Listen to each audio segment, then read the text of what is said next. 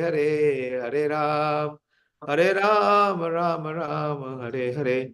Namo Vishnu Padaya, Krishna Prishthaya Bhutale, Srimate Bhakti Vedanta, Swaminiti Namine. Namaste Saraswate Deve, Gauravani Pracharine, Nirvishesha Shunyavadi Paschatya Deshatarine. Hare Krishna. So Krishna is at length, in detail, explaining the characteristics, the behavior, the conduct, and the internal and the external symptom of one who is in Krishna consciousness. How he acts. It is not the action per se which decides the result of the activity. Any activity which we perform in this material world, it has only two results. Either it causes bondage or it becomes the cause of one's liberation. So the action may be the same, but the result depends on the consciousness, on what is the mindset, or what is the mental attitude of the person performing that action. So here Krishna has described that the basic difference of one who is Krishna conscious, that he is free from self-absorption. We see everyone else, the absorption, the center is the self. Not the true self even. It's not at the platform of Atma. He considers himself to be the body or his irresistible mind or maybe his intellect. So here Krishna is explaining that the focus is on the supreme, than the self. Now, like we see, I went to the flower market today in the morning. I went pretty early because my flower vendor was telling me that Prabhuji, jaldi aa jana, nahi to phool bachega nahi. I told him 22nd is 2 days ahead. It is 20th today. He said, you come and see what is the situation in flower market. I said, okay. Somehow, body was not helping me. I had a bad night yesterday, but somehow managed to go. And when I went there, the first sign was, the symptoms indicate, before even coming near the gate, there was a huge queue of cars and we were stuck. So it reminded me of the Diwali day. When we go to flower market during Diwali, then there is the busiest day or the most crowded day. Because everyone, whoever is in India, he celebrates Diwali. So I was struck with wonder, amazed that so many people have come in so early hours. It was 5:30 in the morning. So the symptom indicated from external only, I could make out that what would be the situation internally. Although there was abundant flower, but there were many more, many people, all walks of life, coming so early to get their share of flowers so that they can welcome Lord Ram. So the externals can tell you about the internals. And from the internal determines that what will be the result of the action that one will perform. So in the 24th verse, coming up to 24th verse, Krishna is saying that what is the behavior of a person who is in Krishna consciousness? In the 23rd verse that we discussed last time, Krishna says that Shaknoti iha eva yasodu prap sharira vimokshana kāma-krodha-vimuktānāṁ vegam. So the first characteristic of a person who is in Krishna consciousness, that he is trying to tolerate. He is trying to tolerate the urges which is coming from within, which is manifesting in the form of Kama and Krodha. Already Krishna has declared that these are the two most formidable enemy of the human race. Each and every one. Our most powerful enemy is not outside. Sometimes we feel that, maybe some of our opponents or someone who is not favorable to us is our enemy number one. We are mistaken. We are grossly mistaken. It's ignorance. Krishna is illuminating, Krishna is revealing through this discourse of Bhagavad Gita that our greatest enemies are within. They are within our heart. In the form of kāma, which is lust,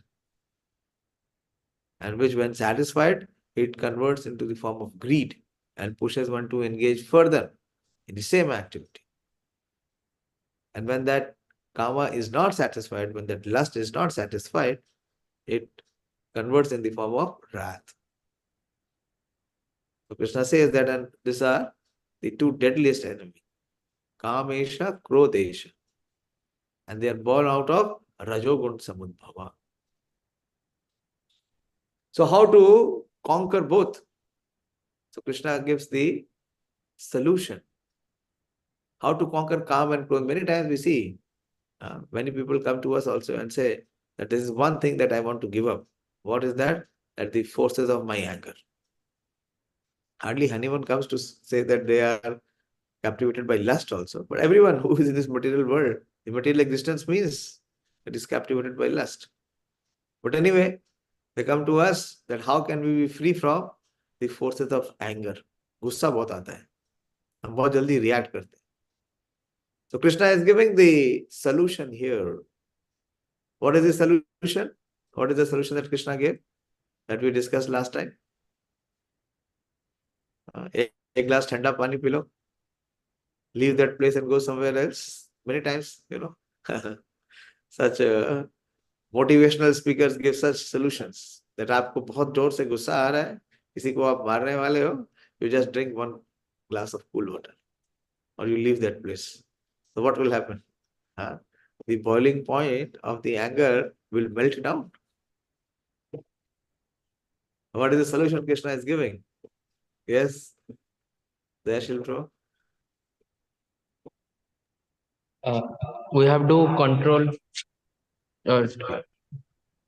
forcefully. How to control? What is the remedy given? What is the solution given? How to control? What is the process or the principle given by Krishna?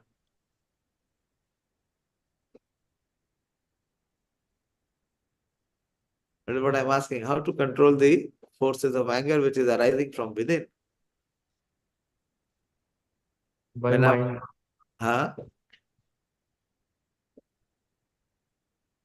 It is there. We have discussed in the last verse. It is very clearly there. I'm just reviewing, recapping from where we were, so we will continue next. You are saying, Sonika, practice. Practice what? What is that one thing one has to practice?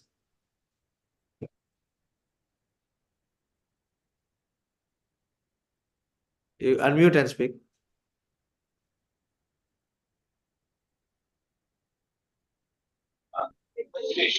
Last time you mentioned that to practice to control anger means we have to try our best. What is that we have to try? What is there to try? What is that one thing we have to try? This is it. We have to hear very attentively. Sir, can I, sir? Yeah, sure, Kranti. Go ahead. Sir, keeping all our senses on Krishna, on engaging all our senses on Krishna. Is it possible if we have, the flux of anger in our heart, can we think about Krishna? Whom do we think about when we are in an angry mood or in an angry situation? Where is the consciousness absorbed in? Is it possible to think about Krishna? Let's talk practical. Krishna has given the solution. Krishna is not saying that you focus on me.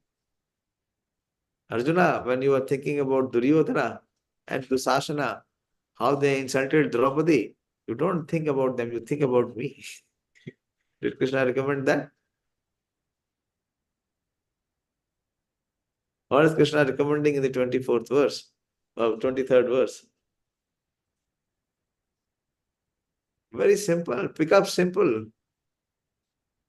Purushottam Prabhu, what is the recommendation of Krishna? To learn to tolerate. Yes, learn to tolerate.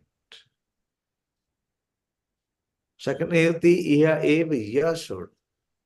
Learn to tolerate. We have to learn this lesson of tolerance. To the extent we are lacking tolerance, to that extent we will be captivated by anger. And how one can tolerate or learn to tolerate anger? Is it easy?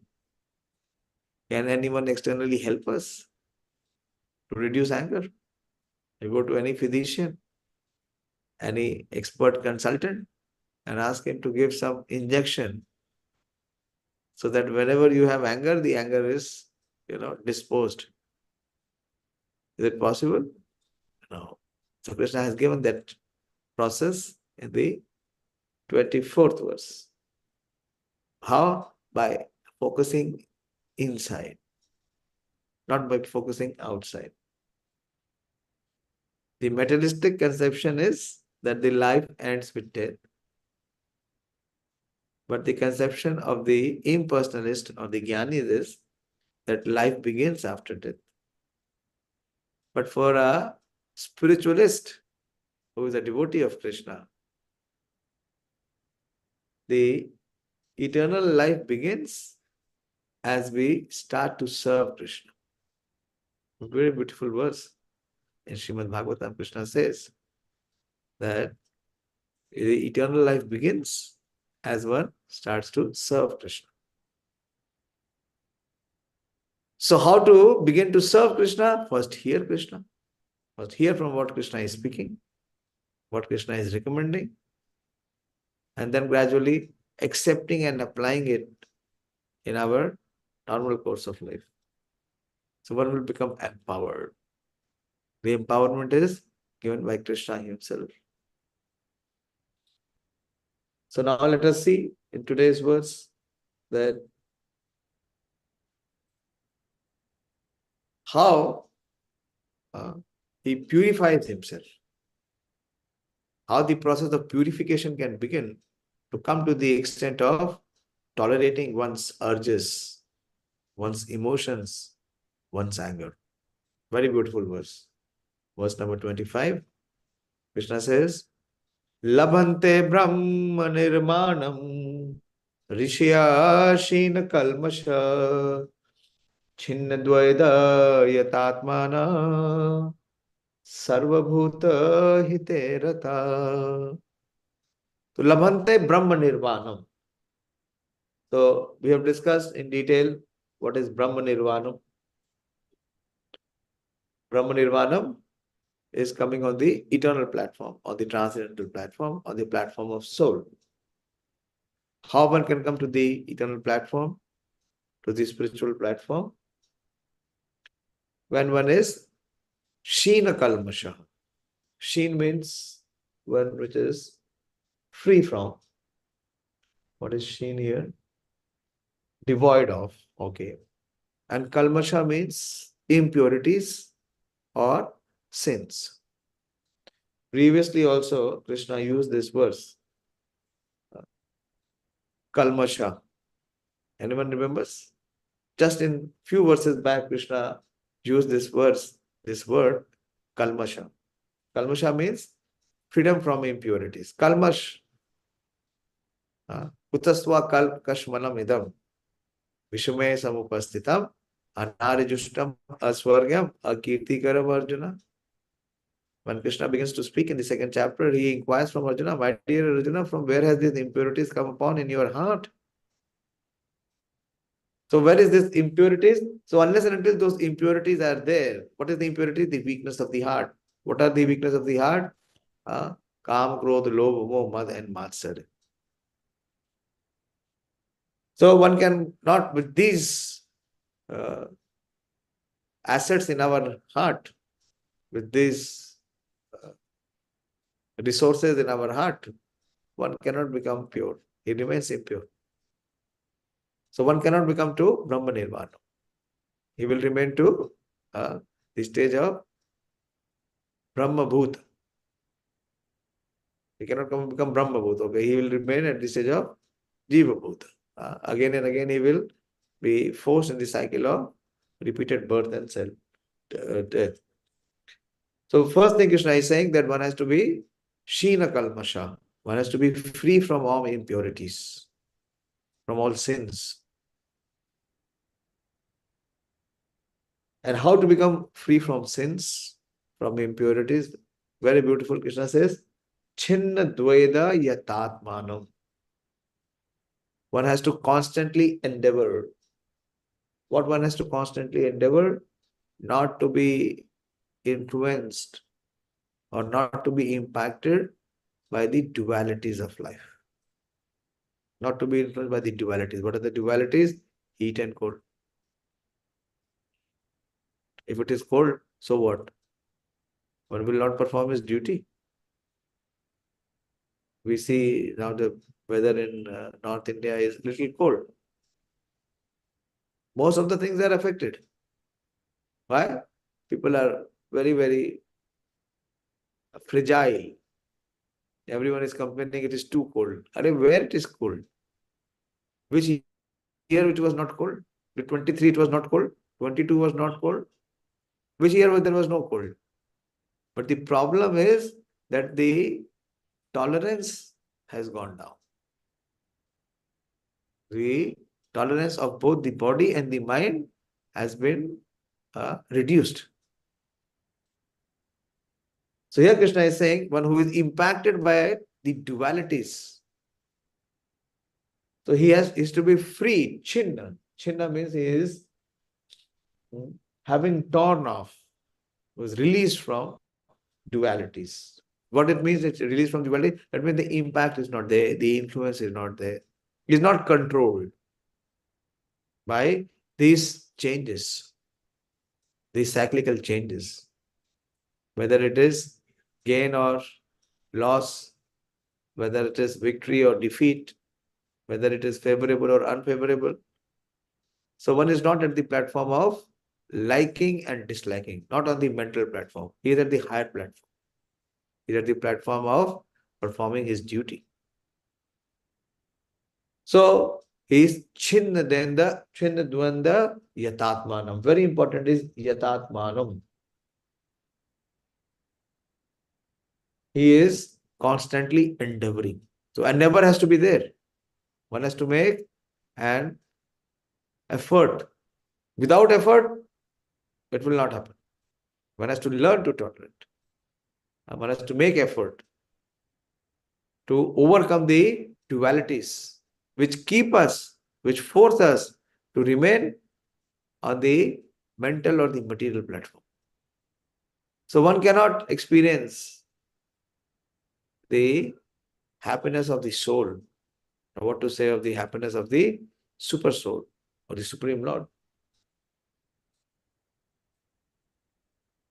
And what he does, very beautiful, the final part of this verse, sarva-bhūta-hite ratāḥ. So where is his absorption? Where is his concentration? Is sarva-bhūta. Sarva-bhūta means all the living entities. Hite, hit. Hit means to perform for their welfare. So he is constantly engaged. He is constantly endeavoring to be unaffected by the dualities of life. That is one. That is on the don't. But what does that do? That he is constantly also simultaneously engaged for the welfare of others.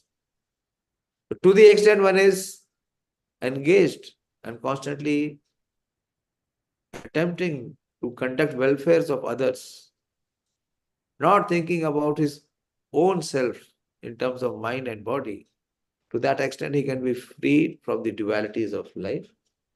To the extent he is free from the dualities of life, he comes into pure consciousness. And as he is in pure consciousness, he is in brahma-nirvāṇaṁ. A very beautiful section. Those who are beyond the dualities that arise from the doubts, see the translation, whose minds are engaged within. Very beautiful. Yatātmānaḥ. Minds are engaged within. We saw the verse, 24th verse, what it means that mind is engaged within. That whose happiness is within, who is active and who rejoices within, whose aim is within. So all the three aspects are within. So he's not seeking pleasure outside. And who is always busy working for the welfare of other living beings, and who are free from their sins, achieve liberation in the Supreme. Very beautiful verse. This should be the aspiration of having come in this material world. That we should be able to do welfare for everyone. How? By at least endeavoring to do good for others.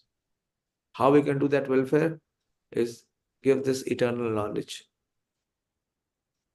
to those who are deprived of it, who are devoid of it, and those who even deny it. The greatest welfare work is to distribute this knowledge. But how much do we have that spirit? How much that spirit is there of sarva-bhūta-hite? There is no spirit. There is only one spirit. That I am the only spirit. I am the only enjoyer.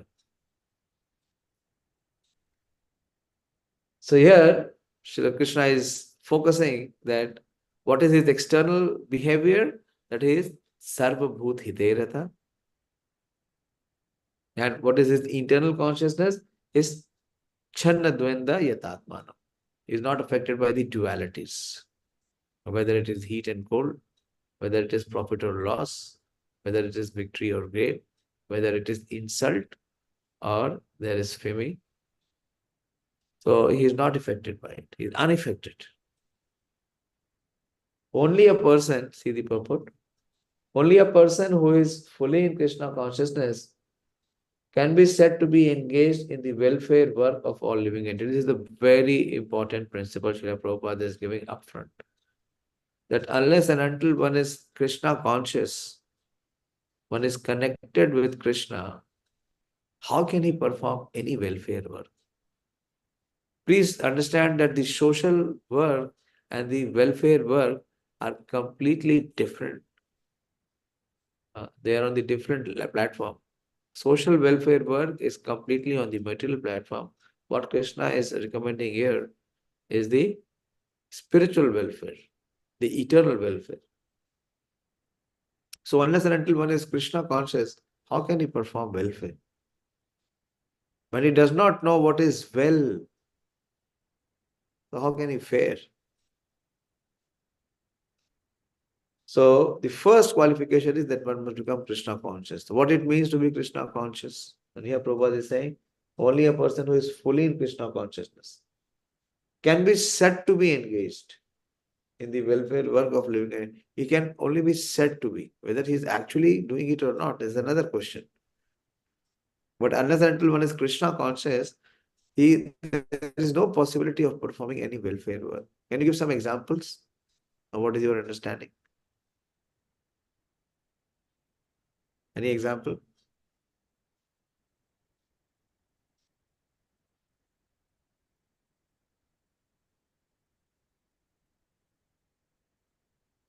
Unless one is Krishna conscious, one cannot be engaged in welfare work for all living entities.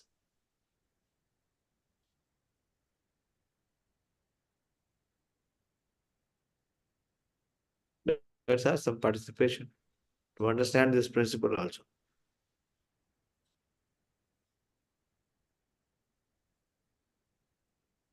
Yes, Sonika? Hare Krishna, Prabhuji.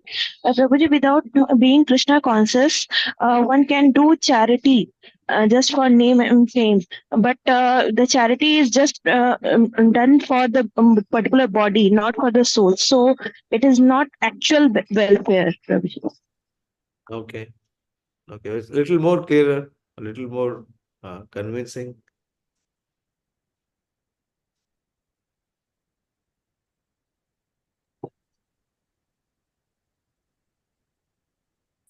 Give them the mic.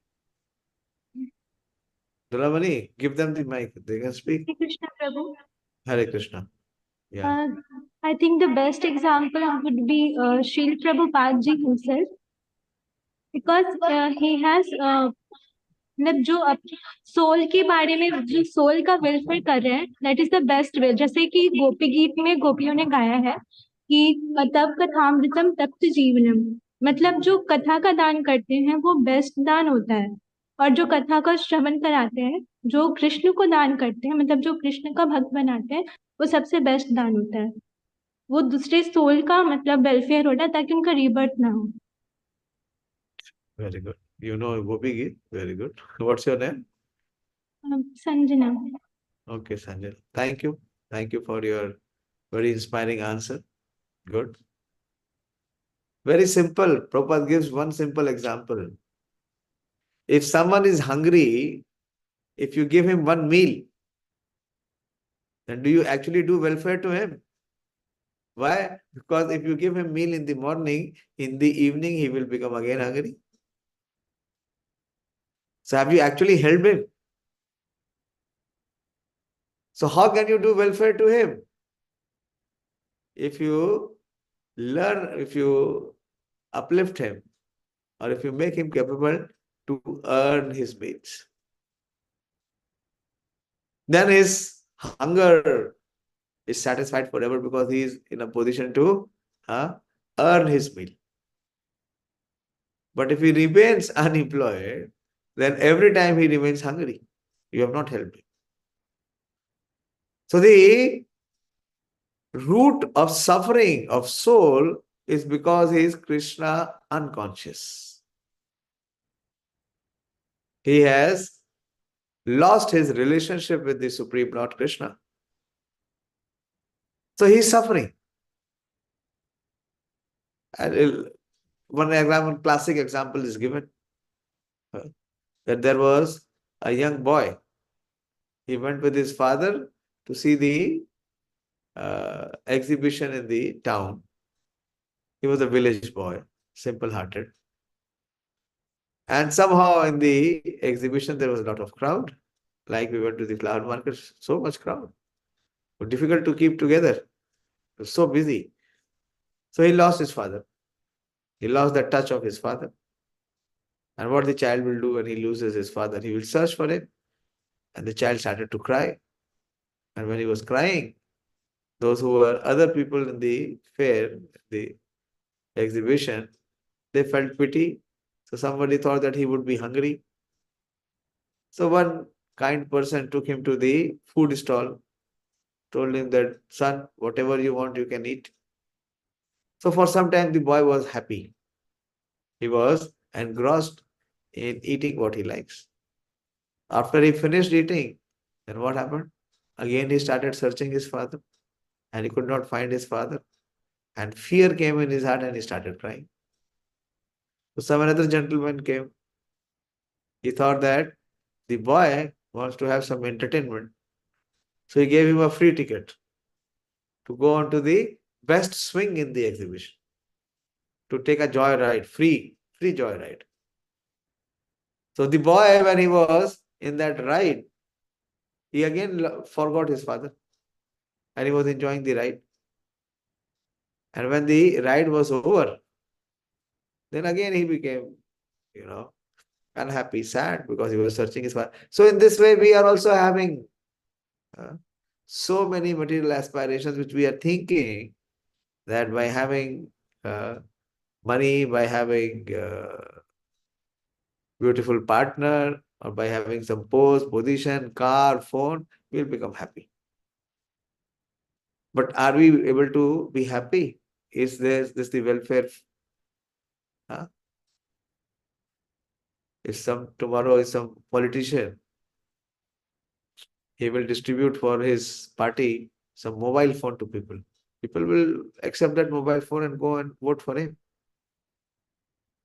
This is what is happening in our country. This is the situation of people. They have become so unimaginable. They do not know what is the welfare. So what kind of welfare this leader is going to get elected to do for them? So unless and until one is pure, one is fully Krishna conscious, one who is connected to Krishna, how can he connect you to Krishna? And if you are not connected to Krishna, how can there be any joy in your heart? So Prabhupada is saying that only a person fully in Krishna consciousness is said to be engaged in the welfare work of the living entities. Others may be doing, as Sonika said, social activity or social charity for one's own name, fame and glory, or to tell others that how I am better. But he cannot do any good to the others. Why? Because he will be giving only the temporary benefits. Some temporary benefit, which is only pertaining to the body and mind. It will not bring him to the realization of who he is or from where his eternal happiness can begin. When a person is actually in the knowledge of that Krishna is the fountainhead of everything, then when he acts in that spirit, he acts for everyone. This is most important principle. Just unless and until one is connected with Krishna, or at least one is on this intellectual platform where he accepts that Krishna is the source, he is the fountainhead, he is the foundation, he is the root of everything. What is the verse? There is one beautiful verse in Bhagavad Gita. Yep, Prabhupada is saying, when one is actually in the knowledge that Krishna is the fountainhead, very important verse. In Bhagavad Gita, Krishna describes, he declares that of all kinds of people who come to him, the person who is in knowledge is very, very special for him. Desham jnani nitya yukta bahunam janmanam ante jnanvan mam prapadyate. After many, many words, the person who is actually realized knowledge. Bahunam janmanam ante jnanvan mam prapadyate. So such person, the jnanvan who is situated in that knowledge. What is that knowledge? The knowledge of the Supreme Lord, Krishna. Is Krishna consciousness. So what is the knowledge? That Vasudevam Sarvamiti. That Krishna is the source of everyone and everything. Such a Mahatma is Sudurlabha. He is very, very rare.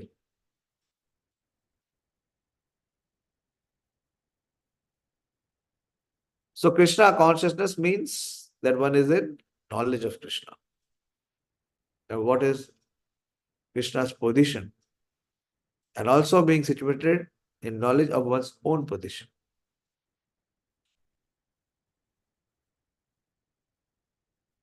So when he is in knowledge that Krishna is the fountainhead of everyone and everything, then he acts in that spirit, he acts for everyone. So as the consciousness expands, very important, is very important principles of consciousness. So as one becomes Krishna conscious, his consciousness expands. There are various levels of consciousness. The first lowest level is called the covered consciousness. Then there is the shrunken consciousness, sankuchit chetana, avrit chetana. Covered consciousness is avrit. Avrit means it is covered. What is the covered consciousness compared to trees? Trees, they are also living entities. But what is the level of their consciousness? It is almost covered. In heat and cold, can they go and take shelter of anyone or everything? No. Somebody comes to kill them, they cannot protest. So it is almost in the covered consciousness. And what is the shrunken consciousness compared to the animals?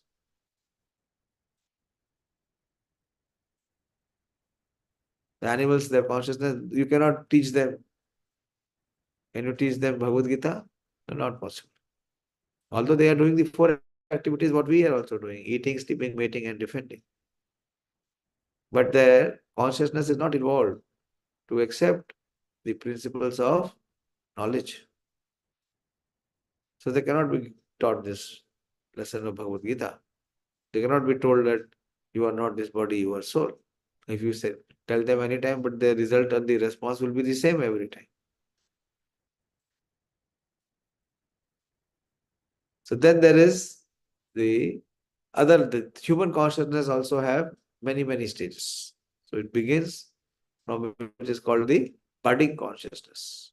You've seen the bud, flower bud. The flower bud has the potency to become blossomed and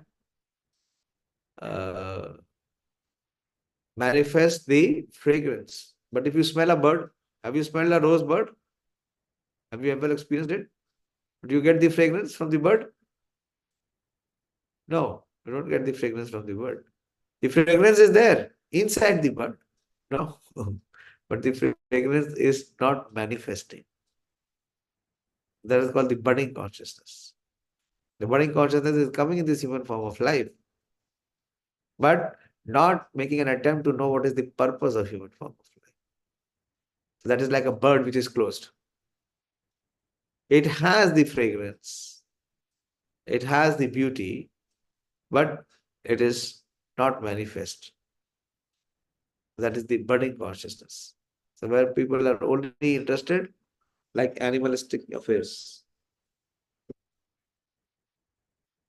Eating, sleeping, mating, and defending. No attempt is made to know that what is the purpose of human form of life.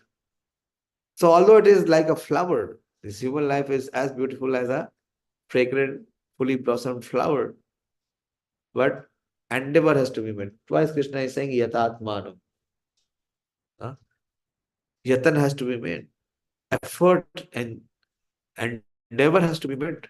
That is on everyone individually. So how much effort or endeavor he makes. No pain and no gain. If there is no attempt, there is no endeavor, one will remain in that consciousness. What kind of consciousness? Like the shrunken consciousness. Shrunk also means it has been shrunk. And when one comes to making an effort to make an inquiry of who he is and what is the purpose of human life, he starts to be inquisitive. He starts to question. Then that is called the blossoming consciousness. Blossoming consciousness. So he begins to expand. He begins to manifest. That is called the blossoming. Today we got some flowers, roses for Lord Ram's altar. The huge roses, but they were between bud and blossoming. So I told some of our volunteers, devotees who were there, I said, just give them the touch of your fingers and expand them. They will expand. Have you seen that? If you take a bud, after 1 or 2 days, if you give the touch of your fingers to the buds, they start to open. And within a short while, they will start to manifest the fragrance also. Of course, the seed should be there, which has the quality of fragrance. So that is called the blossoming consciousness. So from the budding stage to coming to the blossoming stage, it is a huge step forward. That one begins to inquire that who he is, what is the purpose of human life. He starts the search. He becomes inquisitive.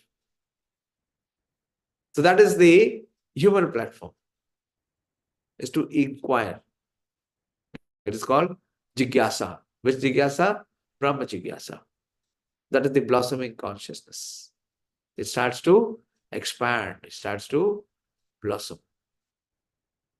And the final is the fully conscious, Krishna conscious is fully blossomed consciousness. What is the fully blossomed consciousness? When he knows who he is, and he knows who is the Supreme, and he is united in connection with the Supreme by service, devotional service. So then he is fully Krishna conscious, or he is fully blossomed. So such a person who is fully blossomed, who is fully Krishna conscious, he can actually only perform the welfare work. As our new student was speaking, that if you give the gift of Krishna to someone, that is the highest gift, the highest welfare gift that you can give to anyone, to make him connect to Krishna. So that is the highest welfare work.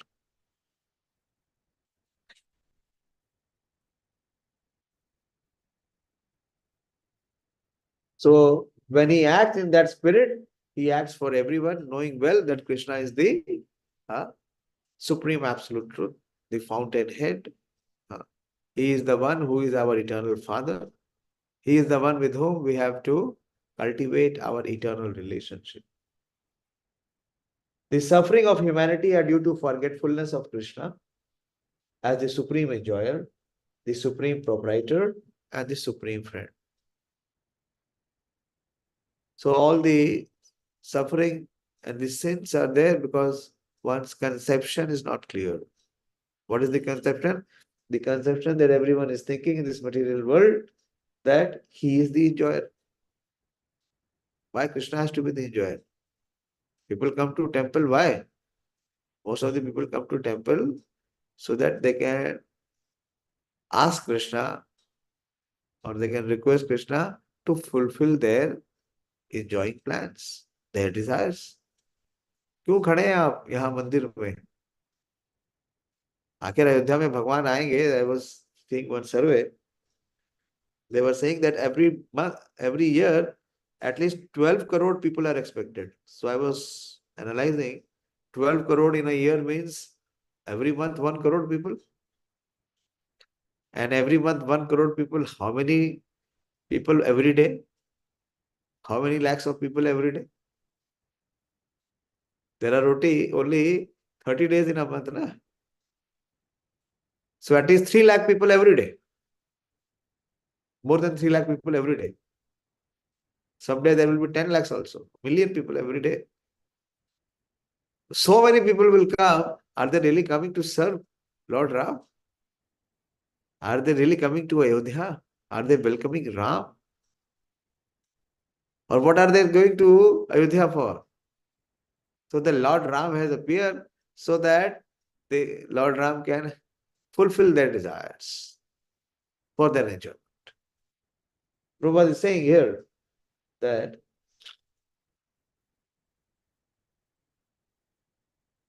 as the humanity is due to forgetfulness of Krishna as the supreme enjoyer. How many people are going to Ayodhya? That going to Ayodhya means going to accept the supremacy of the Supreme Lord Ram. That he is the supreme enjoyer. He is the supreme enjoyer, he is the supreme proprietor, and he is the supreme friend. So my friend, my best friend has appeared. So let me go and have his audience. Without having any list of fulfillment. Just going to play visit so that the Supreme Lord, my dear most friend, will be happy to see me. Like Sudama, Krishna's friend. He visited Dwarka. But he had no desire to ask any boon or benediction or any blessings or any material gains from him. Why he wanted to visit? Only to give a surprise, a joy in the heart of Krishna. That is actually going to Ayodhya. People are flocking to go to Ayodhya. But what is the consciousness? What is the connection? The connection is if we accept the Supreme Lord to be the supreme enjoyer, the supreme proprietor, and to be our best friend, our supreme friend. Therefore, to act to revive this consciousness within the entire human society is the highest welfare work. This should be the purpose of going to visit any spiritual place. One cannot be engaged in such first-class welfare work without being liberated in the Supreme. That is brahma-nirvāṇam. Labhante brahma-nirvāṇam, ṛṣayaḥ kṣīṇa-kalmaṣāḥ, chinna-dvaidhā yatātmānaṁ, sarva-bhūta-hite. So unless one is liberated, one is freed from all these material entanglements. How can he perform welfare work? Prabhupada used to give a classic example. One whose hands are already tied, one who is already handcuffed, how can he release anyone else? How is it possible? So unless and until one is freed from material aspirations, unless and until he is seeking the spiritual goals, unless and until one is Krishna conscious, who has accepted the authority of Krishna, and who is seeking Krishna, then only he can gift Krishna to others.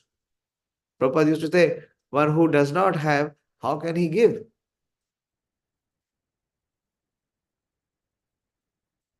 One cannot be engaged in such first-class welfare work without being liberated in the Supreme. A Krishna-conscious person has no doubt about the supremacy of Krishna. He has no doubt because he is completely free from all sins. So this is another big principle. That why do not we accept the authority and the supremacy of the Supreme Lord Krishna? Where is this obstacle? What are the deterrents? Here Prabhupada is explaining. He has no doubt because he is completely freed from sins. He is kṣīṇa-kalmaṣāḥ. So unless until the kalmaṣa, the sins which are there in our heart, in the form of trying to be enjoyers, trying to be proprietors, unless and until that false position is given up, one is purified, he cannot accept the supremacy of the Supreme Lord. Just think, on one side we are saying that Krishna is the Supreme Lord, and on the other side we are trying to compete with him. How it is possible? Unless and until that kalmaṣa is over, to be the enjoyer, to be the proprietor, to be the controller, unless and until all these useless efforts have been given up, one will not be able to accept the authority of Krishna. Why? Because he is challenging the authority of Krishna. Again and again trying to take position of Krishna by thinking of himself as the enjoyer, as the proprietor, as the controller. A very beautiful purport. See from it, from this viewpoint of what Srila Prabhupada is presenting, the principle that a Krishna conscious person has no doubt about the supremacy of Krishna. He has no doubt because he is completely freed from all sins. This is the state of divine love. This is what love is. Love means that one is willing to serve rather than trying to take service. A person engaged only in ministering to the physical welfare of human society, that we discussed, to give free food, to give free medicines, to give free education, that is also good. That is very good. That one has the spirit of giving up for others, but that is not the ultimate. So a person engaged only in ministering the physical welfare of human society cannot factually help anyone, because again he will come in the same situation. Temporary relief of the external body and the mind is not satisfactory. The real cause of one's difficulty in the hard struggle for life may be found in one's forgetfulness of his relationship with the Supreme Lord. This is the root of all suffering and all sins. Krishna bhuliya jeev bhogavansha kare. So as soon as we forget Krishna, what is our effort, what is our endeavor, what is our aspiration, is to enjoy this world. Krishna bhuliya jeev bhogavansha kare. What is his desire, his aspiration? Is to enjoy this material world, this material nature. This material nature is created for my own enjoyment.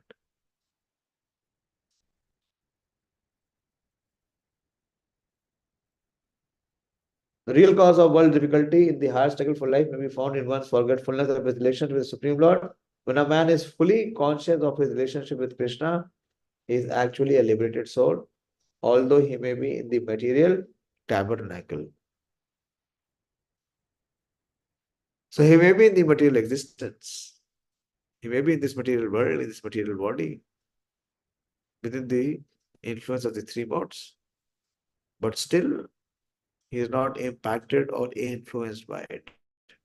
Prabhupada has given in his purport, and Krishna has given the principle. What is the principle?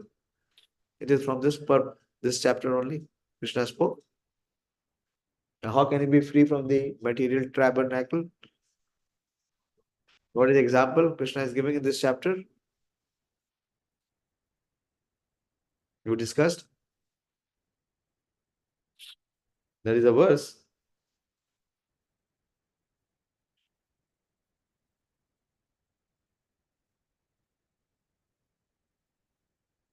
What was the example given? That is not influenced. Although he is in this material world, the impact is not there. Very prominent example.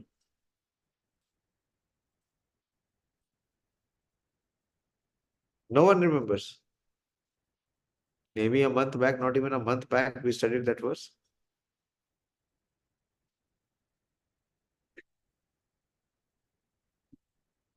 Yes? Dolamani? Bole? Hare Krishna Prabhuji. Prabhuji, this is lotus flower in the muddy water. Lotus flower?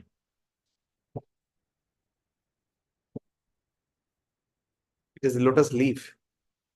Padma patram imambasa. Yes. Lipyate sena papena padma patram imambasa. 10th verse. Brahmani adhaya karmani sangam tattva karotiya. Lipyate sena papena padma patram imambasa. Like the lotus leaf. Although the lotus leaf is inside the water, but it is unaffected by the water. It is untouched by the water. The water cannot stay on it. So how here it is the person who is Krishna conscious. So although he is in material existence, but the material modes cannot influence him, cannot bind him, cannot grind him. He is already liberated. Why? Because he is connected to the Supreme Lord. Devi Esha Gunmai Mammaya Duratteya Mame Vaya Prapadyante Maya Me Tam Tattite. He is freed from the material energy. And material energy, how it works? Through the influence of the three modes. Further, Krishna is speaking on these two aspects only. That what is the external behavior of one who is focusing on Krishna. 26th verse also will take. Kāma-krodha-vimuktānāṁ yatīnāṁ yata-cetasām abhito brahma-nirvāṇaṁ vartate viditātmanām. So, kāma-krodha-vimuktānāṁ, the one who is constantly endeavoring to be free. Vimukt. Mukta means who is freed. Vimukt means he is completely free. And he is making constant endeavor to become free from the influence of Kama and Krodha.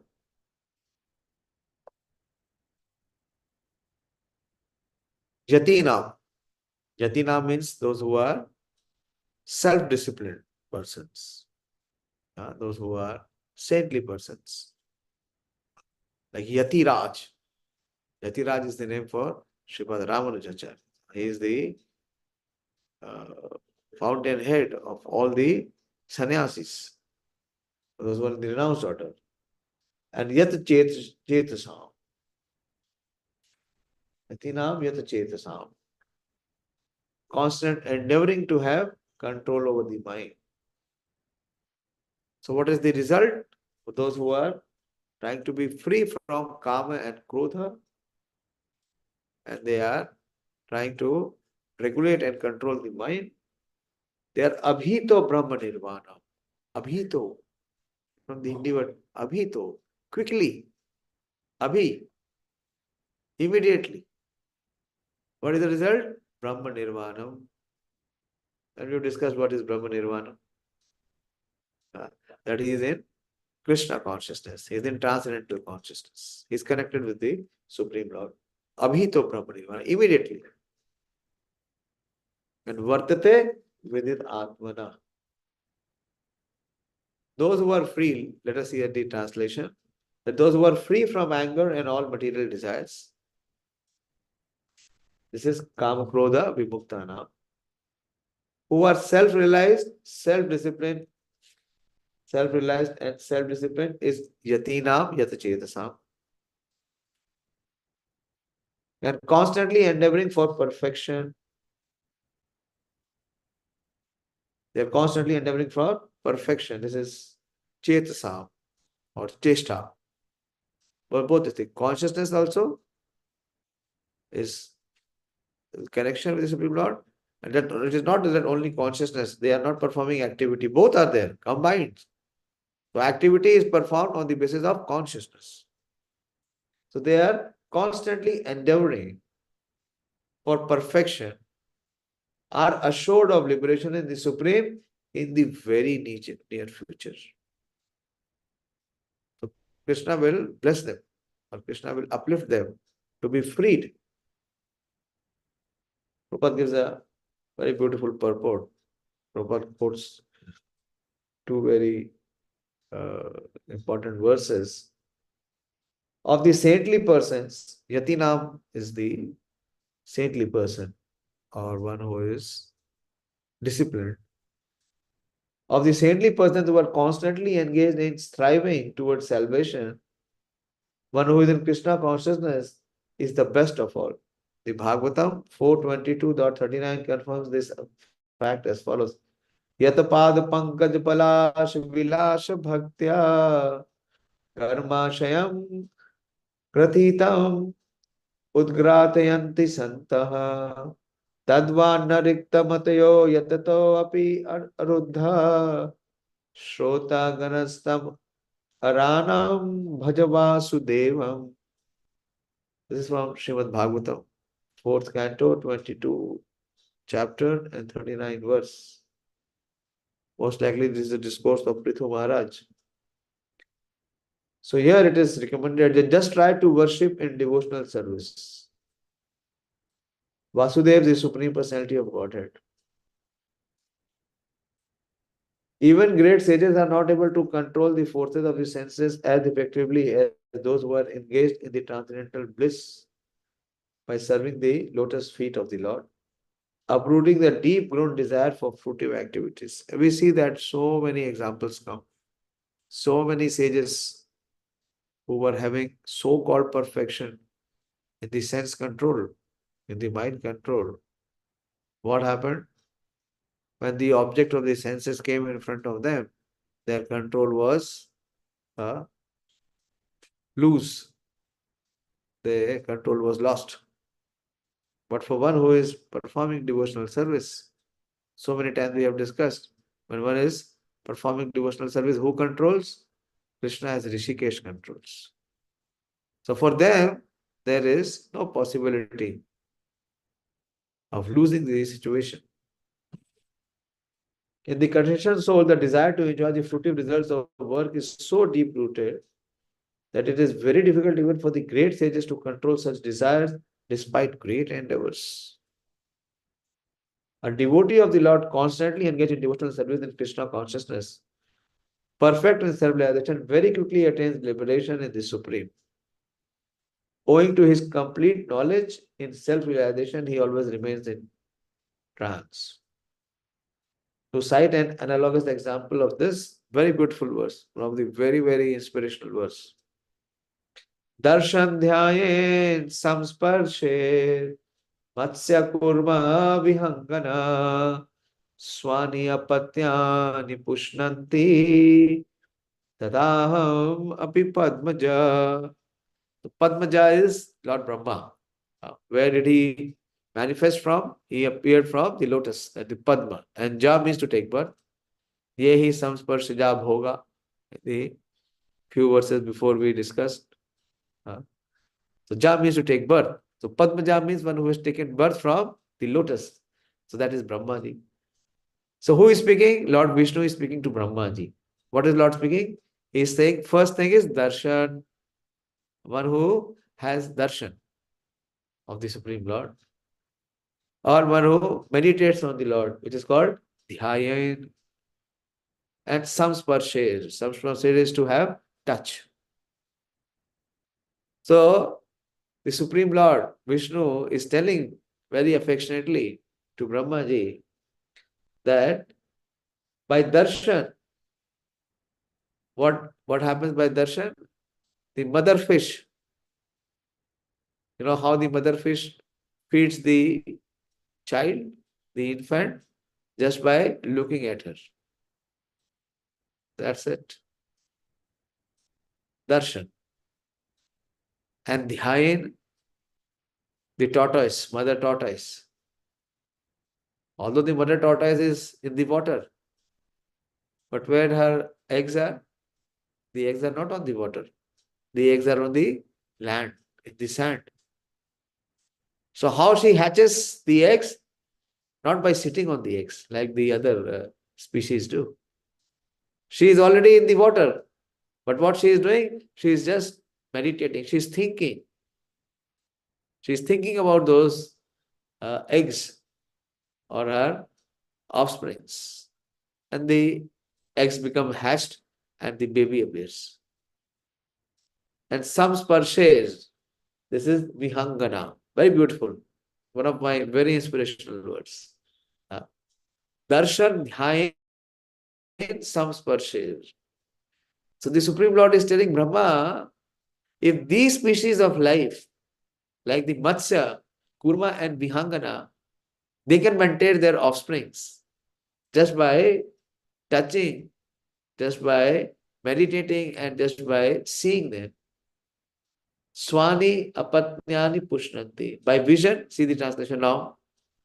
By vision, by meditation and by touch, only do the fish, the tortoise and the birds maintain their offsprings. So what to speak of the Supreme Lord, who is the Supreme Father? How he maintains us.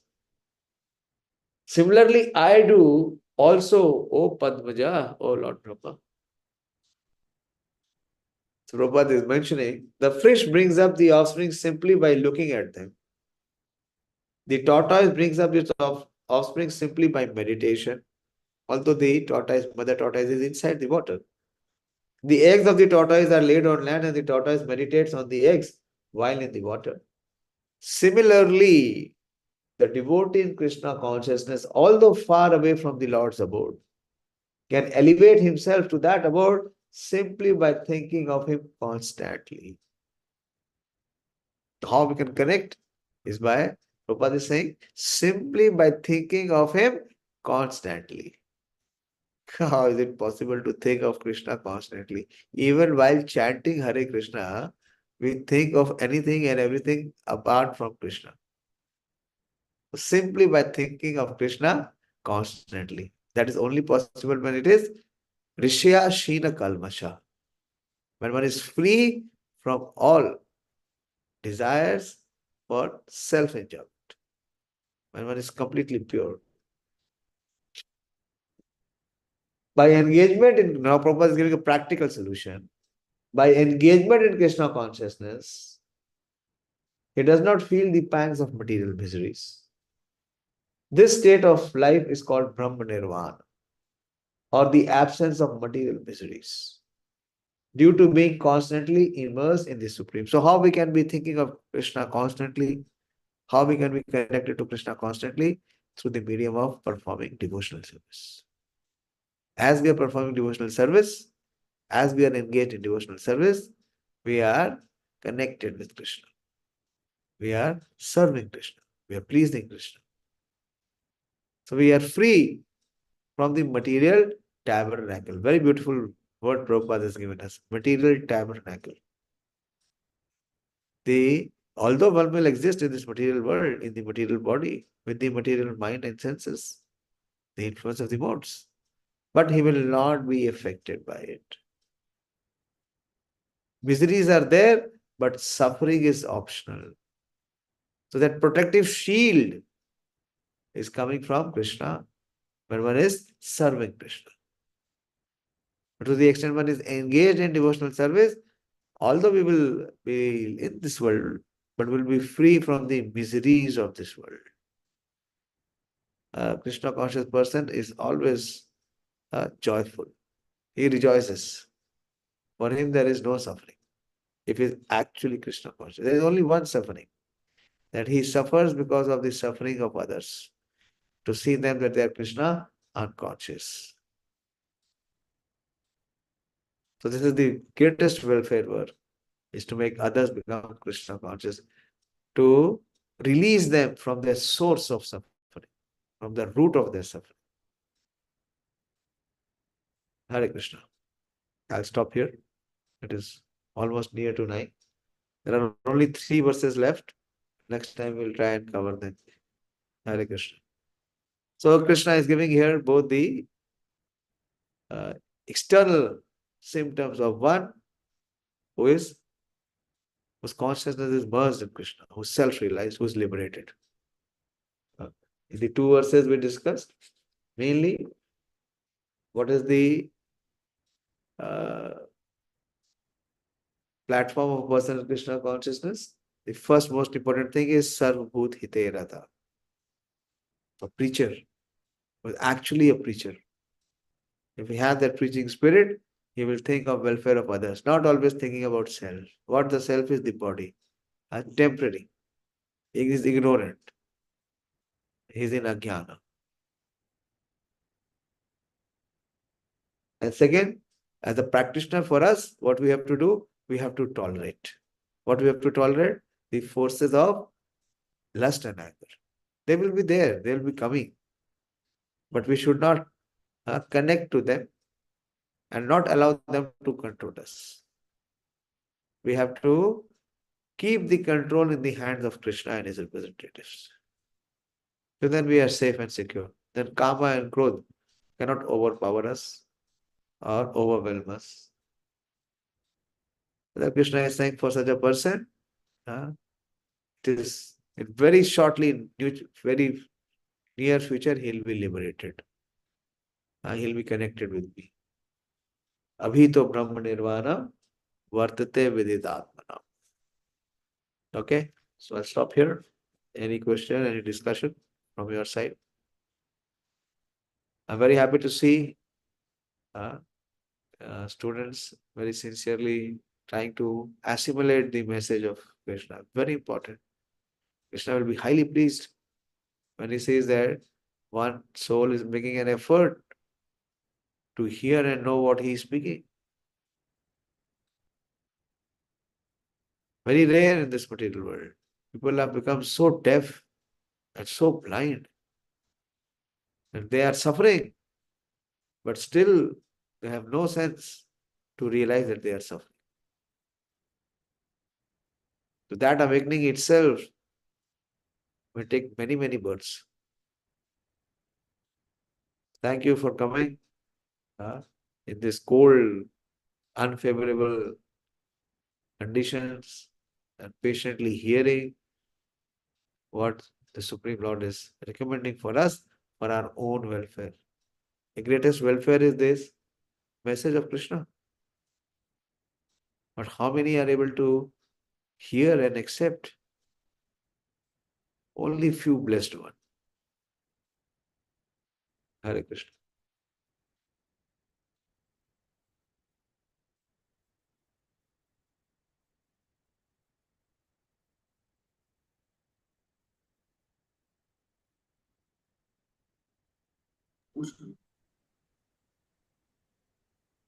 Anyone has any question or any doubt or some Uh, contribution?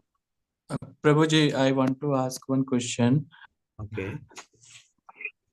Prabhuji, if we will doing anything, any work in being in a Krishna consciousness, can it be counted as karma? No, there are two things. When we are self-conscious and we perform any activity, it is called karma.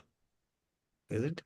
Because it is Yes, under the influence of the modes. It is yes, within the material nature. So any activity which we perform, it is karma. If we perform pious activity, it will give us some favorable effect. If we do some sinful activity, then we will suffer some unfavorable impact. So that is karma. But if we perform activity which is for Krishna, being in Krishna consciousness, then there is neither favorable nor unfavorable result. Because the result we have already offered to Krishna. yes, Prabhuji. Yeah. So, But Prabhuji, just understand. So the effect will be that we will come closer to Krishna and we will be liberated from the material bondage. yes, Prabhuji. Okay. Who is, may I know who is asking this question? Prabhuji, Devashish. Devashish. And from where you are, Devashish? I'm in IRI, Prabhuji. I say you're from IRI. Okay, good. Now in IRI or you've passed from IRI? Now I'm preparing for my thesis seminar. Acha, okay. You are studying in IRI still? Yes, yes. Okay, very good. Very good. Prabhuji, then in the battlefield of Mahabharata, what Arjun have done, that all things have been done in the Krishna consciousness. Yes. Then why did he suffer the hell? Like he has shown the hell first. Then But did he suffer? Did he suffer? no, he did not suffer. But I think I have read that first he went to the hell, then he went to the. Yeah, he passed to the hell. But where did he go? Was he forced to be in the hell and suffer the hellish condition? No. So what happened to him? Because he performed activity for the pleasure of Krishna. He fought for the pleasure of Krishna.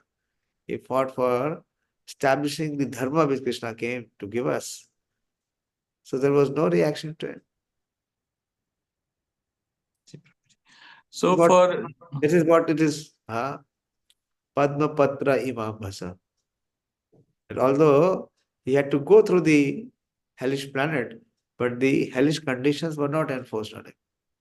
The suffering was not enforced. So as a devotee of the Lord, he may live in this world. This is a place called Dukhalyam Ashashvatam. This is a place of infliction of miseries and suffering, but still he will not suffer. Why? Yes. Because Krishna will protect if he is Krishna conscious and if he is serving Krishna. So he becomes immune. Actually, Prabhupada, he was 70-year-old man. For a 70-year-old man to perform so much of action, so much of activity, to perform such, acts which is impossible. He cooked for the hippies. What not he performed for the hippies. But why he performed? Because he was serving Krishna. He was happy to serve Krishna. And the hippies also became happy. They also got that flavor of Prabhupada, Krishna flavor of Prabhupada. They also became happy. And whoever got in touch with them, they also became happy. So the happiness of people in this world is increasing. Whoever comes in touch with the person who is in Krishna consciousness, his suffering is minimized and his happiness is increased. But we will live. That is what Krishna is saying. In this verses, what we have discussed. Prabhupada is saying that he will not be in the material tabernacle. So he will be immune, he will be protected. And the protection is coming from Krishna. To the extent we are connected and we are serving Krishna. Very clear. Ye yatātmānaḥ padyante tam satheva bhajami. Okay. Yes, Prabhuji. Good. Thank you. So keep hearing. See, our mind, our intelligence, our senses, our conceptions, our consciousness is not pure. But how to make it become pure? Its first step is to hear. Touch Shravan. Manora Prabhu gave an item I was reading today. Then Supathan. Then we have to sincerely make a study. But if you don't hear, then we will never make a study also. Or even if we study, it will not register in our head.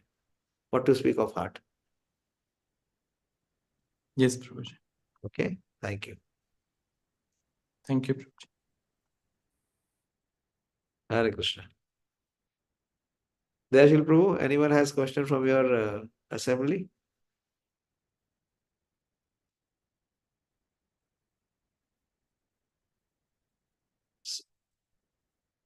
Yes, Prabhuji, I have one question. Okay, go ahead. Prabhuji, when we consider ourselves as enjoyer, proprietor, and controller, then why do you suffer? And how do we come to that understanding that Lord Krishna is the enjoyer, he is the proprietor, and he is the controller? Your first part is when we consider ourselves to be the enjoyer, the proprietor, the controller.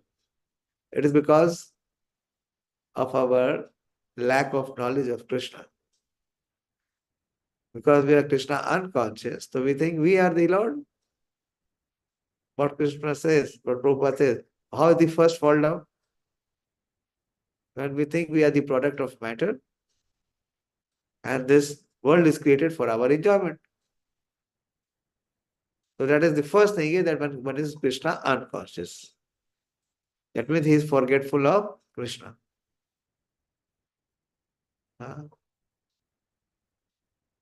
Ishwaroham aham bhogi, siddhoham balvan sukhi. When we will come into the 16th chapter, Krishna will explain. So these kinds of aspirations or conceptions is from those persons who are demoniac, atheist. That Ishwaroham, I am the enjoyer, aham bhogi, siddhoham balvan sukhi. These are all from the demoniac people. So what the demonic people will do? They will commit sinful activity. What is strength of this sinful activity? What will come to them? Enjoyment. Suffering will come to them. So they suffer. And the biggest curse is that they do not even realize that they are suffering. This is the worst. And what is the second part? That when one becomes Krishna conscious, so what it means to be Krishna conscious, what Prabhupada is explaining, that Krishna is the proprietor. The first thing you try to understand, unless and until we have this false claim that I am the proprietor. If we have the claim that I am the proprietor, then obviously I am the enjoyer. I am the controller. So unless and until that conception is changed, one can see that Krishna is the proprietor. Vasudevam sarvamiti. And before this, my birth, this land belonged to someone else. This house belonged to someone else. And now I am claiming that this house is mine. It is registered in my name. What happens when the soul will leave the body? Will it remain in my name? It will be transferred to someone else. But does it belong to me? Am I the proprietor? Even this body does not belong to me. Am I the proprietor of this body? So nothing belongs to me. But it is ahankar vimūഢātmā kartāmiti manyate. The curtain of illusion and ignorance and false pride is so heavy, is so thick. This is what Prabhupada was speaking in the purport. That even the great sages, not easy.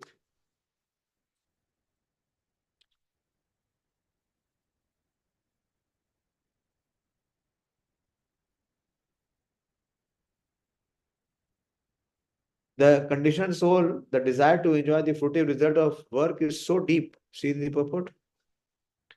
26. That it is very difficult even for the great sages to control such desires, despite great endeavors. So in a normal way, it is not possible to change the conception. It can never change. It will never change.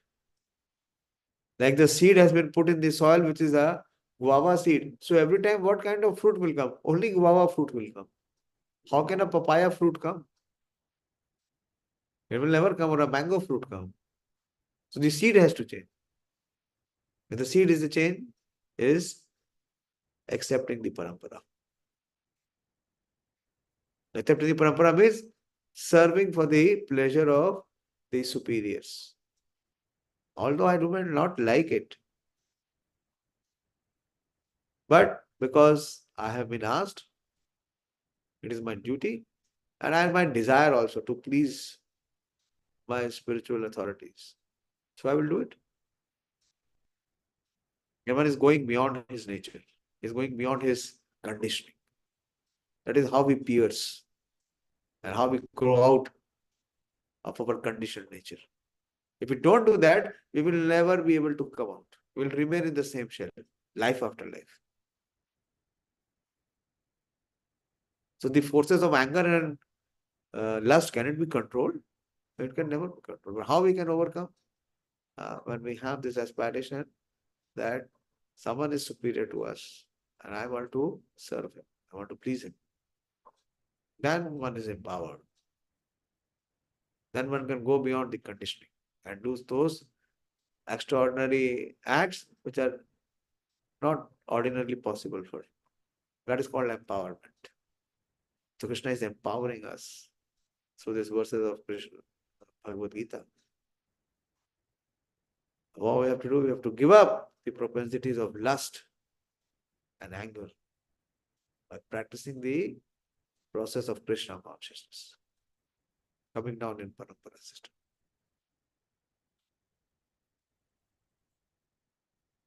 Okay, so I'll stop here. It is getting late.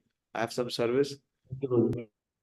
So you are invited to come tomorrow and day after. Tomorrow is Ekadashi, so please observe Ekadashi. Krishna recommends, Lord Chaitanya Mahaprabhu recommends, our Shastras recommend, Acharyas recommend. So we can observe Ekadashi. What is the big deal in observing Ekadashi? We just have to refrain from grains. And it is not that we will not get anything to eat.